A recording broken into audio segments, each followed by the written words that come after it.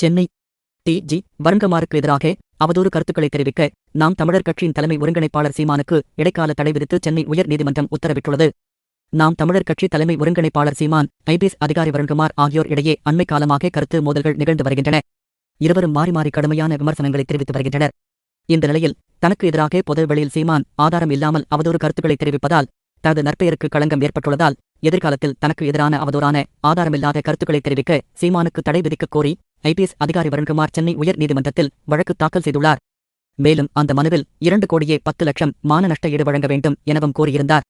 இந்த வழக்குக்கு எண்ணிட அனுமதிக்க கோரிய மனு நீதிபதி கே. குமரேஷ் பாபு முன்பு விசாரணைக்கு வந்தது. சீமான் தரப்பில் வழக்கறிஞர் சங்கர் ஆஜராகி வழக்கு எண்ணிடும் நிலையில் உள்ளது. பதிலளிக்க அவகாசம் வழங்காமல் தற்போது எந்த இடைக்கால உத்தரவும் பிறப்பிக்கக் கூடாது எனவும், ஏற்கனவே மதுரை அமர்வில் அவதூறு வழக்கு நிலுவையில் உள்ளது எனவும் தெரிவித்தார். இதை ஏற்க மறுத்த நீதிபதி திருச்சி சரக டி.ஜி. வருண்குமாருக்கு எதிராக சீமான் பேச இடைக்கால தடை விதித்து உத்தரவிட்டார். மேலும் இந்த மனுவிற்கு பதில் அளிக்க உத்தரவிட்டு விசாரணையை அடுத்த வாரம் தள்ளி வைத்தார்.